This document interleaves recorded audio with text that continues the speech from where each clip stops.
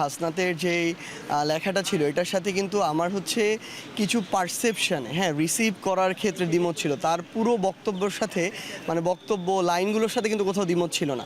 একটা জিনিসকে ওর জায়গা থেকে যেভাবে রিসিভ করেছে খুব স্বাভাবিকভাবে আরেকটা মানুষ আরেকভাবেই রিসিভ করবে, এটা মনে হয়। সেম একটা জিনিস আপনার যেরকম মনে হবে আরেকজনের ওরকম মনে নাও হতে পারে ওই জায়গা থেকে। কিন্তু যে বক্তব্যগুলো দিয়েছিল যে একটা হচ্ছে নতুন করে আওয়ামী লীগ, রিফাইন্ড আওয়ামী লীগের যে আইডিয়া, এই সামগ্রিক বিষয়গুলোতে কোনো দ্বিমত ছিল না। এবং আমরা আমাদের জায়গা থেকে স্পষ্ট করে আমাদের পার্টির পক্ষে যেটা বলেছি, আমরা ওই জায়গায় আমরা সবাই ঐক্যমত যে এখানে শুধু বাংলাদেশ সেনাবাহিনী না, এই বাংলাদেশে আর কেউ যেন আওয়ামী লীগের যে কোনো ভার্সনের গল্প না শোনায়, এক।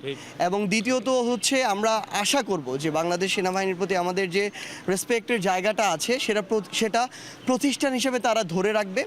বাংলাদেশের অভ্যন্তরীণ যে রাজনীতি, এই রাজনীতিতে তাদের যে আমরা কখনোই তাদের কোনো হস্তক্ষেপ প্রত্যাশা করব না, বরং তারা প্রতিষ্ঠান হিসেবে দেশের প্রতি তাদের যে দায়বদ্ধতা, তাদের যে কাজ, সেটা তারা ঠিকমতো পালন করে যাবে, এটাই আমাদের প্রত্যাশা। এখন এটা একটা একদম ব্যাধির মতো হয়ে যাচ্ছে এই গুজবটা, এবং যে যার মতো করে ফেক আইডি দিয়ে, ফেক পেজ দিয়ে মন মতো আর কি প্রত্যেক দিন তারা খুনি শেখ হাসিনাকে বাংলাদেশে নিয়ে আসছে, আবার প্রত্যেক দিন পালাওয়ের স্লোগান দিচ্ছে। তো আমরা আমাদের জায়গা থেকে মনে করি কি, এটা যেমন আমাদের অবশ্যই এখানে সেল করতে হবে, বাংলাদেশে এখন অন্তর্বর্তীকালীন সরকার কিংবা সামনে যে নির্বাচিত সরকার আসবে তাদেরও এরকম অ্যান্টি প্রোপাগান্ডা সেল করা উচিত, কারণ এটা মানুষকে বিভ্রান্ত করে, জনমতকে বিভ্রান্ত করে। এবং আরেকটা গুরুত্বপূর্ণ বিষয় হচ্ছে জনগণকে এই বিষয়ে সচেতন হতে হবে। একটা জিনিস আমি দেখলাম আর ওইটাই সত্য বলে বিশ্বাস করে নিলাম, এটা কোনোদিন হতে পারে না বা হওয়া উচিত না।